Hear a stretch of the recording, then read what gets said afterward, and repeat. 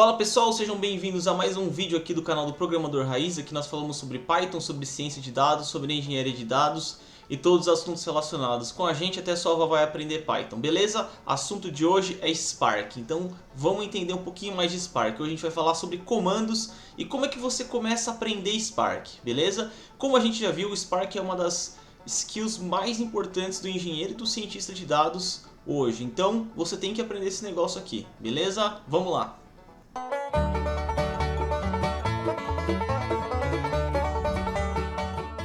Então vamos lá, primeiro passo, como é que eu faço para aprender Spark? Porque como a gente já viu, o Spark ele roda em um cluster, né?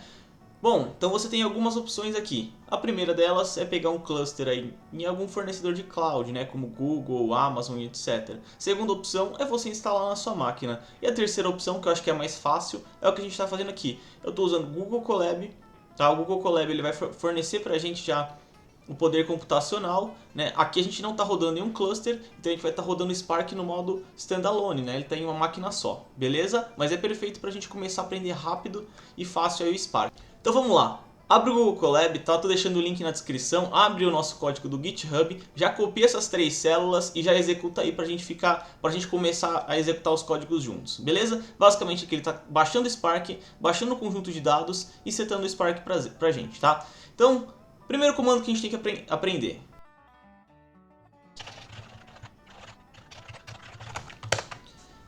Então o primeiro comando que a gente tem que aprender é o Spark Session, né? O criar uma sessão Spark, beleza? Como a gente já viu, é através dele que eu vou conversar com o meu cluster e é onde eu vou executar todos os meus comandos, tá bom?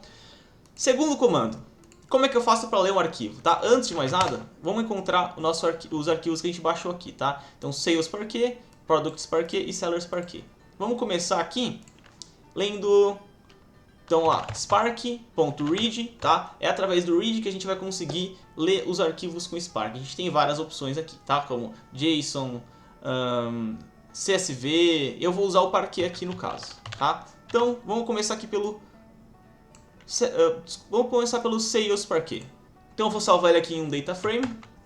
Segundo comando, show, tá? No Spark, como a gente já viu, o Spark ele tem ações e ele tem transformações. Quando eu executo uma transformação, como por exemplo um read, ele não vai executar na hora, ele só vai executar quando eu executar uma ação, que no caso o show é uma ação, tá? Então se eu quiser ver se eu quiser ver o que eu estou trabalhando, né, os dados que eu estou trabalhando, eu preciso usar o show. Aí ele vai rodar todas as transformações que a gente executou, tá? Então essa é a cara do meu dataset, tá? Vamos fazer o seguinte, vamos agora carregar todos os nossos datasets aqui. Então aqui eu carreguei os 3 datasets que a gente baixou, tá? Vamos ver a cara de cada um deles com o show. Então a gente tem o Sales, tá? A nossa tabela de Sales, que tem o número do pedido, né? O ID do pedido, o ID do produto, o ID do vendedor que fez aquele pedido, né? Aquela venda, a data, número de peças vendidas e um texto, tá? Tabela, nós temos então essa tabela de vendas, nós temos a tabela de produtos que mostra o ID de cada produto, o nome de cada produto e o preço dele, tá? E nós temos uma terceira tabela de vendedores, que nós temos o ID do vendedor, o nome do vendedor e a meta, tá? A meta diária do vendedor, tá? Então essas são as nossas 3 tabelas aqui. E a gente consegue trabalhar muita coisa em cima dessas tabelas. Próximo comando, comando select, tá? Então, similar ao SQL, a gente tem o select no PySpark também, tá? Então, eu tenho aqui vamos pegar aqui o meu Sales Data Frame e vamos dar um select na coluna Order ID, né? Order ID. Beleza, ele me retornou então a coluna. Se eu quiser ver essa coluna, eu dou um show. Próximo comando. Comando count. O comando count vai permitir que a gente conte quantos rows basicamente tem no meu data frame, tá? No caso aqui eu tenho alguns milhões aí. Próximo comando, comando columns, que na verdade não é um comando, é um atributo que retorna pra gente as colunas do nosso dataset, beleza? Mais uma coisa, no Spark nós temos esquema, tá? Então nós temos as colunas e nós temos um tipo de dado para cada coluna. Como é que eu faço para ver o esquema do meu data frame? Comando print schema.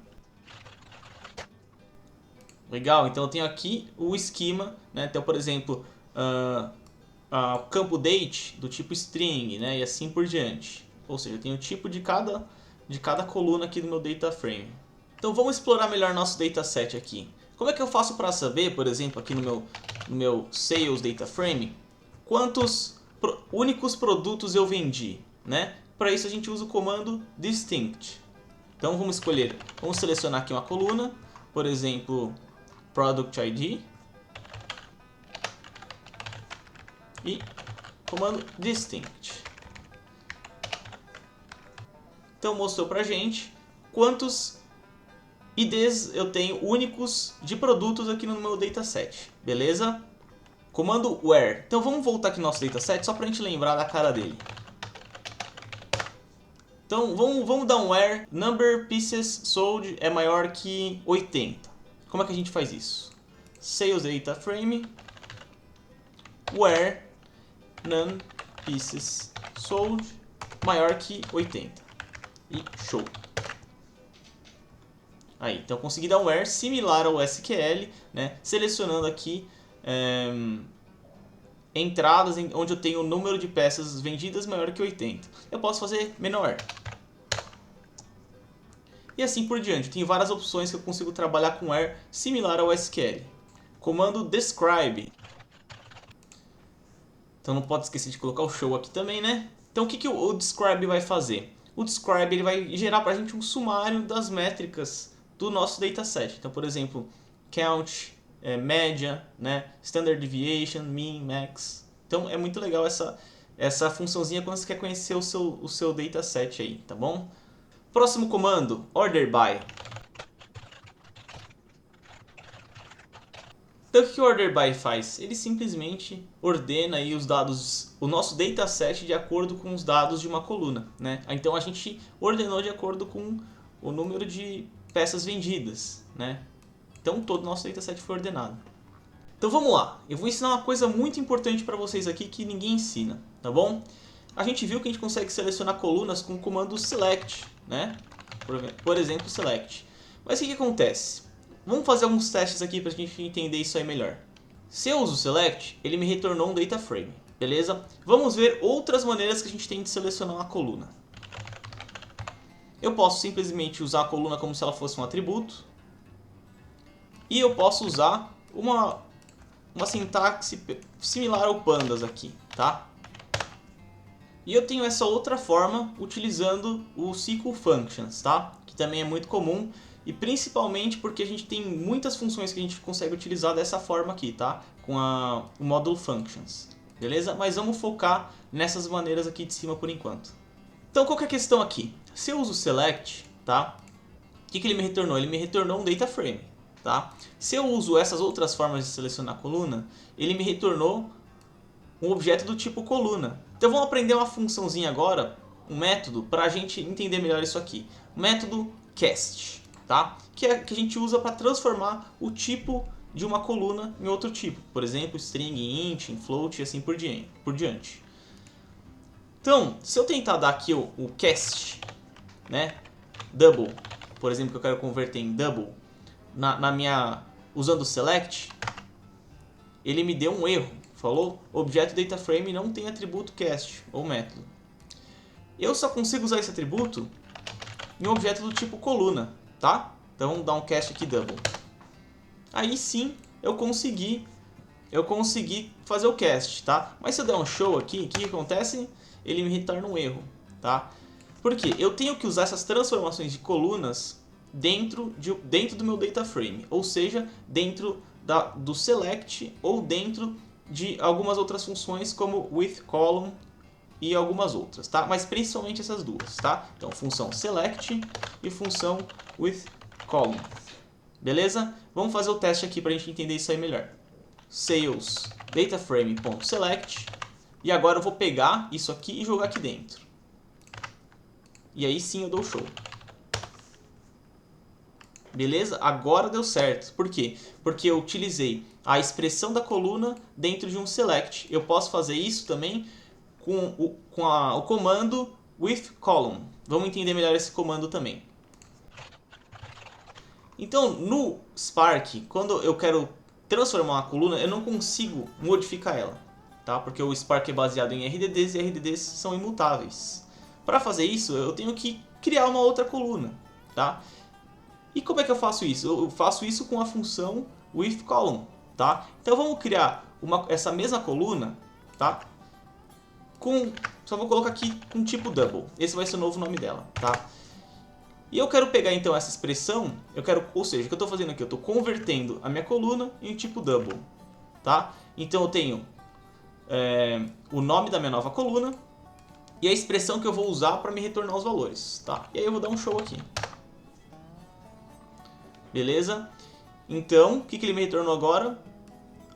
Uma nova coluna, né, com um valor em double, tá? Eu posso simplesmente, se eu quiser só converter sem mudar valor, sem mudar o nome da coluna, eu posso só omitir o nome da coluna nova e ele me converteu a coluna inteira por novo tipo, que é double, tá? Então, para a gente ver aqui como é que funciona as transformações no Spark, tá? Elas não são tão diretas quanto a gente pensa, como no Pandas, por exemplo, mas não é difícil, tá? E a gente tem várias formas de fazer isso. Então, eu recomendo que vocês guardem que a gente consegue fazer essas transformações dentro do método withColumn, utilizando um data frame, ou do select, tá? E agora vamos salvar esse data frame transformado, né? Então, meu sales data frame vai ser igual a essa transformação, tá? Eu preciso salvar. Porque as transformações não ocorrem em place. Eu preciso ir salvando em novos objetos, beleza? Bom, agora que a gente tem a nossa coluna número de peças vendidas transformada em double, vamos usar uma outra função para a gente explorar mais nosso data frame, tá? Como a gente pode ver aqui, eu tenho dados aqui de vendas e eu quero saber, por exemplo, o número total de peças vendidas por um dado vendedor. Como é que eu faço isso? Para isso eu utilizo o Group By, tá? Então eu quero agrupar os meus dados por Seller ID, que significa basicamente um vendedor, e agregar, somando o número de peças vendidas por vendedor, por Seller ID. Como é que eu faço isso? Group By.